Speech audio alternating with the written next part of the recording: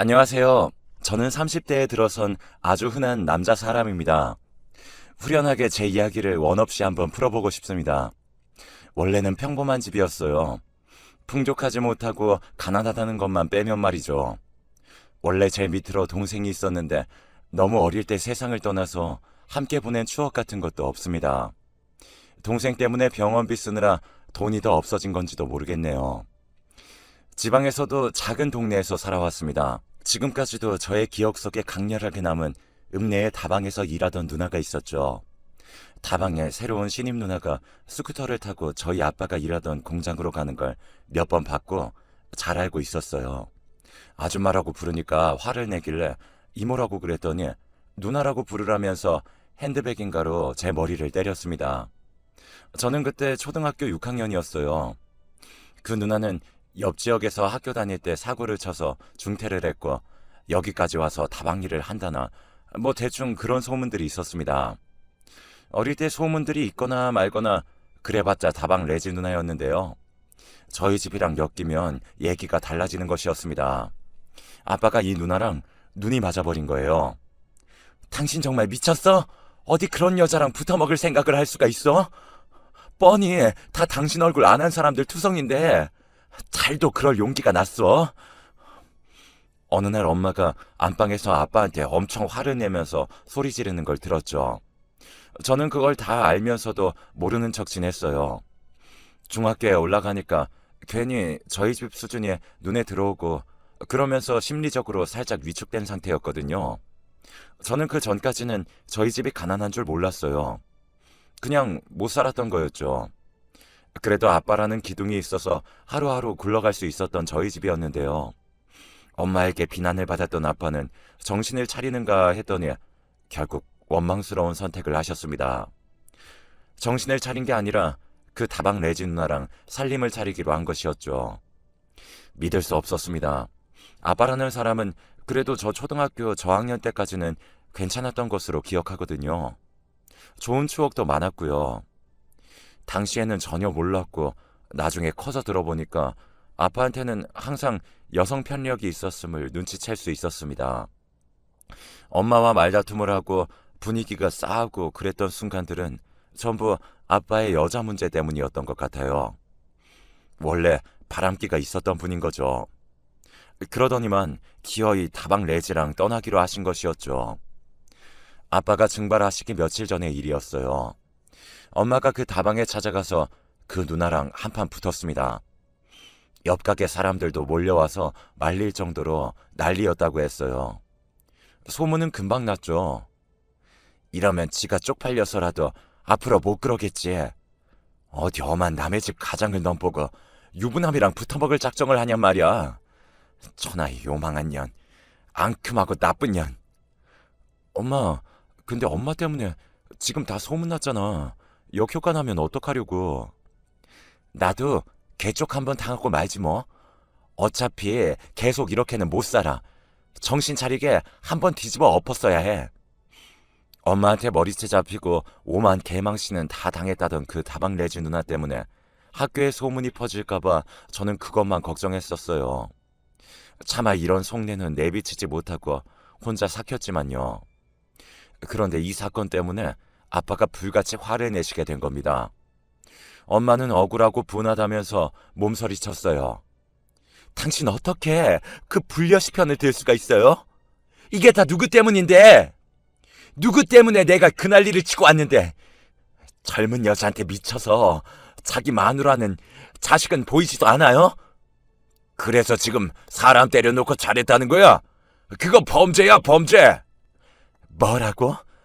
범죄? 지금 범죄라고 그랬어요? 내가 범죄를 저질렀다고? 아니, 당신이 가장으로서 우리 집 책임지지 않는 이게 범죄야. 알겠어? 대체 지금 누가 누구더러 범죄라는 거야? 엄마는 소리를 지르다가 숨이 차셨는지 한숨을 쉬셨고 저는 설전을 몰래 엿듣고 있다가 그 소리에 놀라서 안방에 들어가고 말았어요. 엄마는 가슴팍을 부여잡고 주저앉아 있었는데 아빠는 부축하거나 들여다볼 생각도 안 한 채 혀만 쯧쯧 차고 계셨답니다. 아, 엄마 왜 그래? 괜찮아? 제가 엄마를 살펴보는 동안 아빠는 담배를 챙겨서 나갔고요. 그때 집을 나갈 결심을 마치셨던 것 같아요. 어느 날 아직 동이 터오기 전이었던 푸르스름한 새벽에 저는 문득 잠에서 깼는데 방 밖에서 부스럭 소리가 들리길래 나가봤습니다. 그랬더니 아빠가 커다란 짐들을 챙겨서 나가고 계시던 중이었어요. 단박에 상황 정리가 되었죠. 아빠, 어디 가세요? 가지 마세요. 저도 모르게 목이 잠긴 목소리로 말했습니다. 어둑한 시야에서 저를 바라보시는 아빠가 남긴 말씀은 별소리를 다 한다. 잔말 말고 공부나 열심히 해. 이게 전부였습니다. 그 후로 아빠는 돌아오지 않으셨어요. 다방 레지랑 몇 년 바람피면서 연애질을 하더니만 아예 살림을 차리러 멀리 떠났다는 소문은 금세 은근하게 퍼져나갔습니다. 시간이 지나 학교 애들 중에서도 아는 애들이 생겨서 저한테 물어보곤 했었어요. 그거 진짜냐면서 말이죠. 배려심 없는 그 질문들, 자신들의 호기심을 채우기 위한 행위들은 저에게 가슴을 찌르는 비수가 되어 돌아왔습니다. 아빠는 심지어 집에 있는 돈마저 챙겨서 떠나셨어요. 저희 집이 어디 일가 친척 중에서 기댈 데 한 곳도 마땅하지 않은 집인 걸 누구보다도 잘 알고 계셨을 텐데도 말이에요. 그걸 뻔히 알면서 어쩌면 그러실 수 있었을까요? 그만큼 엄마와 제가 아빠에게는 별 존재가 아니었던 걸까요? 분명한 건 그 다방 레지 누나보다 저희가 덜 중요하다는 것이겠죠. 어머님, 그건 어머님이 더 잘 아시면서 왜 굳이 그렇게 말씀하세요? 저희 너무 힘들어요. 애 아빠가 그렇게 바람나서 집을 영영 떠나고. 한동안은 엄마가 할머니와 전화로 다투는 듯한 소리를 자주 들으면서 지냈습니다. 시간이 지나자 뚝 끊기게 됐지만요. 저는 고등학교에 올라가서 학교에 머무는 시간이 길어졌는데 차라리 그게 낫더라고요.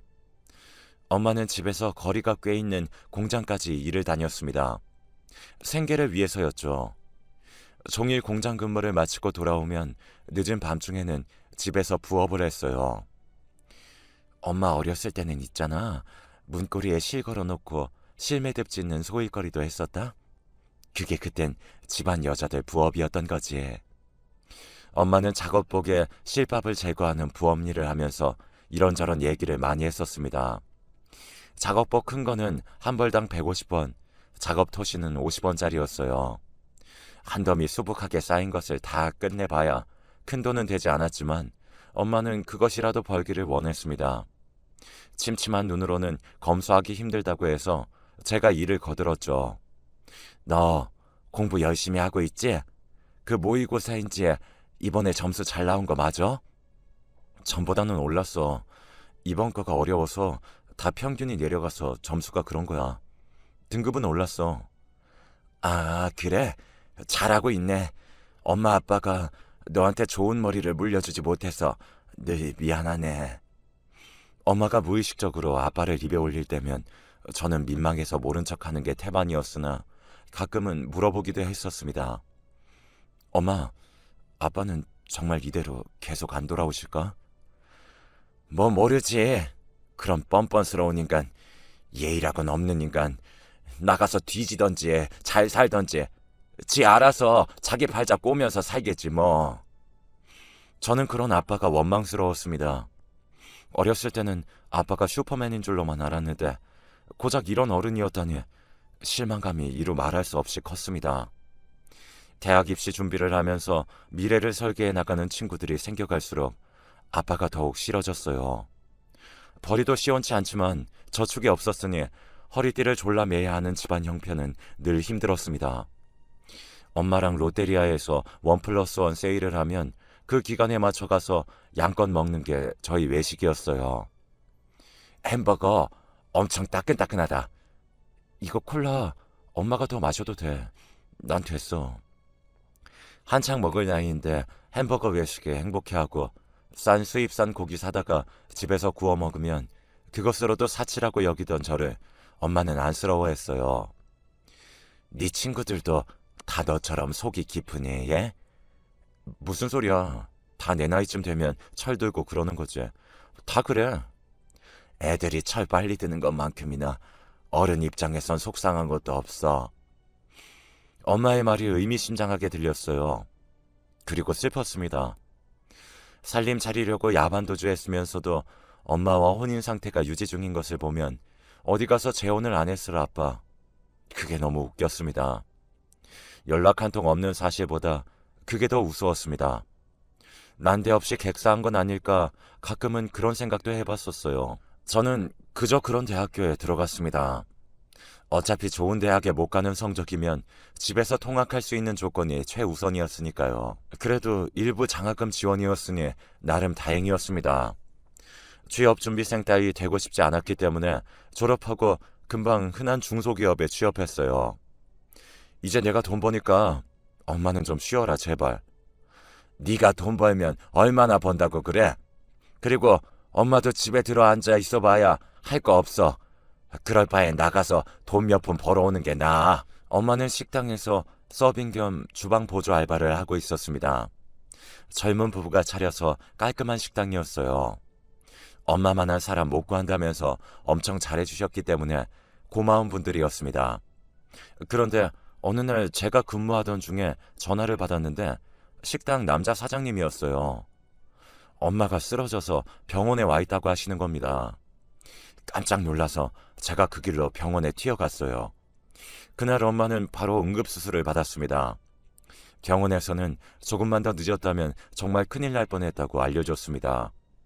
보통 이 골든타임을 놓쳐서 목숨을 잃거나 후유증이 크게 남는 건데 저희 엄마는 운이 좋았다고 병원으로 가야겠다는 빠른 판단이 사람 제대로 살린 거라고 했습니다.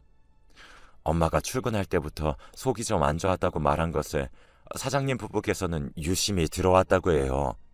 그러다가 엄마가 중심을 잃고 쓰러지자마자 이건 단순히 현기증이라든가 그런 게 아님을 직감하시고 무조건 병원으로 모셨다고 합니다. 장사 도중이었는데도 말이에요. 만일 엄마가 일터인 식당이 아니라 집에서 혼자 있을 때 그런 증세가 일어났다면 과연 어떻게 됐을지 생각해보니 정말 무서웠습니다. 병원에서는 엄마의 건강 상태 자체도 좋지 않다고 했고 일을 쉬는 게 낫다고 권해줬습니다. 사장님 부부 두 분께 큰 감사 인사를 드리고 엄마는 일을 그만뒀어요. 옛날에 너네 동생 얼굴 기억나? 아니, 사진 보면서 그랬구나 하는 거지. 내 기억으론 안 나. 나도 완전 어릴 때였잖아. 그치? 너무 일찍 가버려서 그런가 슬픔보다 허망함이 컸던 것 같아. 나는 왜 이토록 어린아이가 고통을 받아야 하는가. 전부 엄마인 내 잘못이 아닐까 죄책감도 엄청났고 그래서 사실 아이를 또 가지려고 했었어. 그런데 그러지 못했지. 그랬어? 난 처음 듣네. 그런데 왜 안 가졌어? 넌 몰랐지? 엄마는 자궁이 없어. 드러냈거든. 뭐? 아 진짜? 어쩌다가 언제 수술했었어? 임신 준비를 할 생각이었는데 역으로 자궁 적출을 해야만 했다니 지금 생각해도 참 어이가 없어. 어디 가서 무슨 개짓거리를 하면서 살고 있을지 알 수 없는 그 인간, 네 아빠라는 사람이 나한테 성병을 옮겼었거든. 그런데 당시에는 내가 무지해서 그게 성병이 옮아서 그런 건지도 몰랐지 뭐야. 의사들도 정확히 얘기를 안 해줬어. 나쁜 놈들 같으니. 멀쩡히 달고 살던 기관 하나가 없어졌으니 몸이 그 후로 온전치가 않네. 멀쩡한 사람들도 많다던데 나는 운이 나빴는지 후유증으로 좀 힘들었던 것 같아. 엄마가 허심탄회하게 옛날 일을 털어놓았던 날 저는 그 얘기를 듣고 분노가 치밀어 올랐습니다.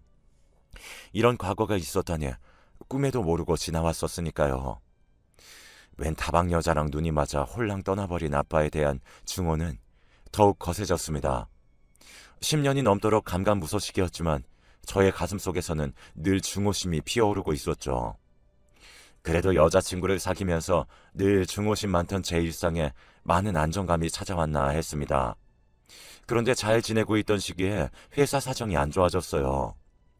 월급이 한 달 밀린 상태에서 안 좋은 소문이 돌고 회사 분위기가 처참하니까 불안했습니다. 결국은 회사가 망했어요. 부도가 나서 저는 일자리를 잃게 되었습니다. 회사에서 알게 된 사람의 추천으로 그 후에 제가 주식을 시작했어요. 주식이라는 신세계에 저도 발 한번 담가보면서 쏠쏠한 이득을 보고자 했습니다만 저는 그간 벌어놨던 돈마저 몽땅 날리고 말았습니다. 회사가 망한 것보다도 더욱 순식간이었어요. 애초에 저 같은 초보자가 겁도 없이 그런 식으로 덤벼들 게 아니라 제대로 공부를 하고 시작했어야 맞는 것이었는데 후회가 막심했습니다. 여자친구랑 헤어지면서 저는 우울의 늪으로 빠져들었습니다. 모든 것을 되돌리고 싶었으나 이미 늦었어요. 엄마의 건강 문제로 자잘하게 병원도 다녀야만 했고요. 돈 나갈 구석은 항상 있었죠. 그런 상황에서 제가 모든 돈을 날려버린 거예요. 엄마와 함께 드디어 이사를 꿈꾸고 있었기 때문에 더욱더 현실을 받아들이기 어려웠습니다. 제 손으로 모든 걸 망쳐놓았다는 패배주의가 저를 휘감았습니다. 진짜 피눈물이 철철 흐르는 것 같았어요. 못나디 못난 저의 마음속엔 아빠를 향한 지독한 원망만이 커져만 갔습니다. 왜 내가 이렇게 비참한 역할이 되어야만 하는지 이해할 수가 없었어요. 남들처럼 평범하게 사는 게 이토록 힘들 줄은 몰랐다면서 나는 평범해질 자격조차 없는 실패자라고 스스로를 비웃기도 했습니다. 단언컨대 엄마가 아니었다면 저는 그때 극단적인 선택을 하고 말았을 거예요. 내일을 살아갈 힘이 없더라고요. 그런데 그렇다고 엄마를 두고 세상을 등질 수 있느냐고 하면 그건 절대 아니었어요. 세상에 저 하나뿐이었던 엄마가 저 하나 보고 견디며 살아온 것을 제가 너무나 잘 알고 있었기 때문입니다. 방황하던 저는 이런 괴로움에 빠져든 저를 묵묵하게 기다려주는 엄마를 위해서라도 굳은 결심을 하기로 마음먹었습니다. 죽는 게 아니라면 사는 게 당연했죠. 그렇다면 앞으로 살아가기 위해서는 돈을 벌어야 한다는 사실이 당연해 보였습니다. 저는 마음가짐 굳세게 먹고선 바로 재취업에 뛰어들었어요. 역시나 그저 그런 조건을 가진 중소기업이었습니다. 하지만 감지덕지라는 자세를 가지고 다니기 시작했습니다. 새로 들어간 회사에 적응이 되자 저는 돈을 조금이라도 더 벌기 위해 편의점에서 저녁 알바까지 섭렵하게 되었어요. 퇴근해서 집에 들어가 저녁을 빨리 먹고 옷을 갈아입을 준비를 한 다음 집에서 도보로 갈 수 있는 편의점 알바 현장으로 출발했습니다. 알바하면서 옛날의 엄마 모습이 계속 생각났어요. 종일 공장일 하고 마치면 집에 재빨리 와서 저녁 차려놓고 집안일 하고 부업일을 시작했던 엄마의 당시 하루하루. 그 모습을 보고 살았던 저는 지금 이 고된 하루를 탓하지 않기로 했습니다. 엄마에 대한 감사와 존경으로 매일을 버텨내자고 스스로에게 파이팅을 불어넣었죠. 그리고 달이 흘렀습니다. 알바 끝나고 집으로 가는데 그 야심한 시각에 누가 저희 빌라 앞에 있는 거예요. 입구에 사람 하나가 쭈그려 앉아있는데 딱 봐도 노숙자인가 싶었습니다. 서늘한 가을밤 날씨에 이런 데서 있냐고 속으로 혀를 ጭጭ 차고 있는데 제가 가까워지니까 그 사람이 비틀대며 자리에서 일어나는 거예요. 그러더니 제 이름을 불렀습니다. 제가 놀라서 걸음을 늦추고는 그 사람을 유심히 살펴보았습니다. 곧이어 무의식적으로 저는 그 사람의 정체를 간파하고 말았습니다. 머릿속의 의식보다도 말이 먼저 나갔어요. 지저분한 몰골에 노숙자 같은 사람이 분명 제 아빠가 맞다는 판단이 든 순간 온몸에 소름이 으스스하게 돋아났습니다. 제가 이를 꽉 물고 아빠를 지나쳐 빌라 안으로 들어가려는데 목소리가 저를 잡았습니다. 혹시 네 엄마 집에 없냐? 계속 불이 꺼져 있길래. 외할머니네 가 계신데요. 뭐? 그 먼 데를 왜? 외할머니 요즘 건강이 많이 안 좋으셔서 보통 가 계시는데요. 그래? 그런데 네 엄마 건강은 그럼 괜찮고? 어디 탈난 데는 없고? 아빠의 말에 저는 순간 화가 머리끝까지 차오르고 말았습니다. 다시 몸을 돌려서 이제는 저보다 한 뼘 이상 키가 작아진 아빠를 내려다봤습니다. 예전에는 아빠가 저보다 조금 더 컸었는데 이제는 역전이 된 상태였죠. 저는 그 사실에 희열이 들면서도 한편으로는 측은지심 역시 들었습니다. 제 엄마이기도 하지만요. 당신 아내잖아. 그런데 걱정되고 궁금했으면 진작 찾아왔어야지. 전화 한 번 안 하고 무슨 메모 한 장, 편지 한 통이라도 보내본 적 있으세요? 무슨 낯짝으로 여길 찾아오신 건지 알 수가 없네. 여긴 왜 오신 건데요? 이제 와서 왜요? 무슨 생각으로 여기에? 이유나 들어볼게요. 참고로 여기 이제 저랑 엄마 집이에요. 당신과는 상관없는 장소예요. 행여나 들어올 생각 꿈도 꾸지 마시고요. 난 그저 너무 배가 고파지니까 집 생각이 나서 왔다. 배가 고프시면 밥을 사드시면 되죠. 어디 구걸이라도 해서 얻어드시던가 무료급식 이런 거라도 찾아보시던가요. 네 엄마랑 너랑 이렇게 셋이 둘러앉아 먹는 게 나한테는 그게 바로 밥이었다. 다른 게 아니라 그게 밥이었어. 말문이 막히더군요. 왜 이렇게 초라해지셨냐고 힘껏 원망하고 죽도록 화를 낼 수도 없게 사람 힘 빠지게 시리 왜 이토록 작아지셨냐고 그렇게 묻고 싶었습니다. 그런 말들은 입안으로 삼켜두고 저는 짧은 인사만을 남겼어요. 이만 가세요. 아빠는 아무 대꾸도 하지 않으셨고 저는 집으로 올라갔습니다. 토요일이니까 알람도 안 맞추고 늘어지게 잘 요령이었어요.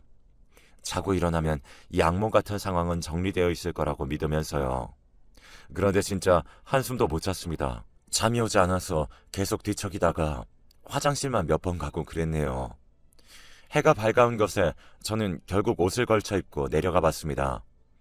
그리고 저는 맥이 풀리고 말았습니다. 아빠는 빌라 입구 끝자락에 걸터 앉아 계셨어요. 수그려 앉아있는 그 뒷모습이 이루 말할 수 없이 비참해 보였습니다. 설마 집도 없으세요? 가실 데 없냐고요? 제가 대뜸 물으니까 몸을 웅크리고 계시던 아빠가 움찔하면서 일어나더라고요. 밝아진 시야에서 보니 아빠의 행색이 더 구질한 것에 반감이 교차했습니다. 아니야, 갈 데 있어. 정말이다. 그럼 가세요. 남의 집 앞에서 계속 이러고 있지 말고요. 배고파서 이러고 있는 거였다. 거긴 먹을 건 없거든. 엄마와 힘들어한 세월이 얼만데 보람도 없이 아빠 입에서 그런 말이 나오자마자 왜 울컥해졌는지 모를 일입니다. 저는 다시 집에 올라가서 옷과 지갑을 챙겨서 나왔습니다. 오세요. 제가 짧게 뱉고 먼저 걸어가니까 아빠가 주춤하면서도 저를 따라오셨어요. 저는 집에서 가까운 백반집으로 갔습니다. 늘 아침 식사 됩니다 라고 크게 적혀 있었기에 익히 받았었거든요. 저는 처음 가보는 곳이었죠. 지금 집에 반찬 같은 게 없어서 여기서 드세요. 아빠랑 무려 15년 만에 마주 앉았습니다.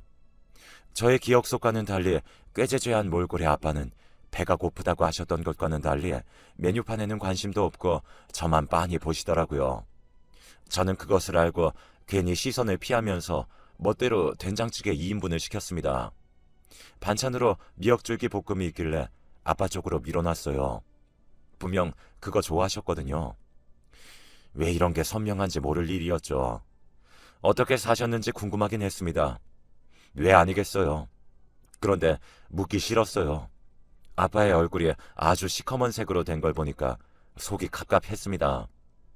아빠는 밥을 반쯤 드셨을 때 저한테 넌지시 물어보셨어요. 그간 어떻게 지냈냐고요.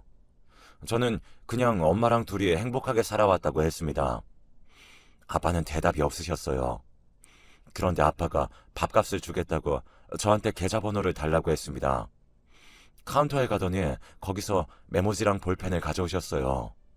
제가 어이가 없어서 거절했죠. 내가 네 아버지로서 지난 세월 용돈도 못 줬잖니. 이거라도 줘야 하지 않겠냐. 제법 단호하게 그러길래 저는 싫은 말 하기 싫어서 제 주거래 계좌를 적어드렸습니다. 아빠가 그걸 빤히 보더니 고이 접어서 지저분한 외투 안쪽 주머니에 종이를 넣으셨어요. 가세요. 어디 가시는데요? 식당을 나오자마자 아빠는 저희 집의 반대편으로 걸어가셨습니다. 잘 먹었다. 모처럼 체하지도 않고 밥 한 공기 비워지는 걸 보니까 역시 가족하고 먹는 밥이라야 넘어가나 보다. 아빠는 제 질문에 동문서답하고선 계속 걸어가셨습니다. 저는 그 뒷모습이 완전히 사라져서 시야에 보이지 않게 될 때까지 바라보고 서 있었어요.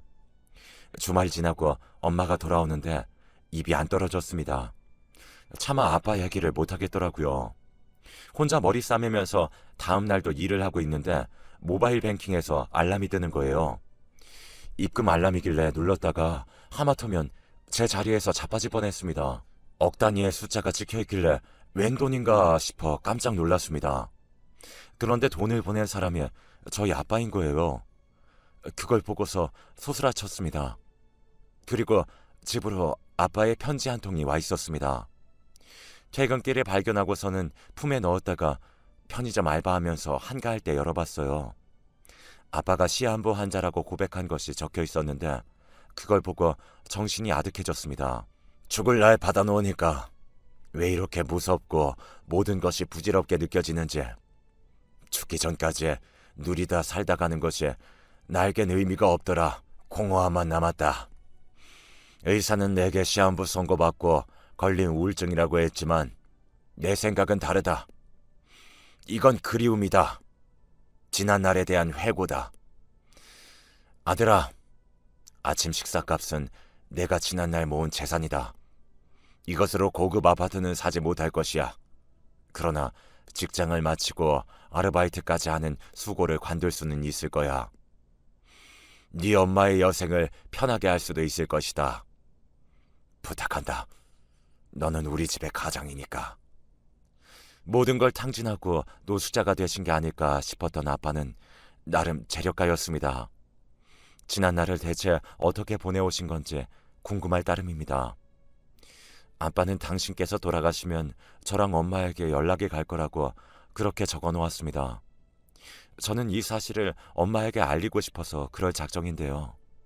그렇게 되면 엄마는 아빠를 찾자고 하실지, 그렇다면 어떻게 찾아야 하는지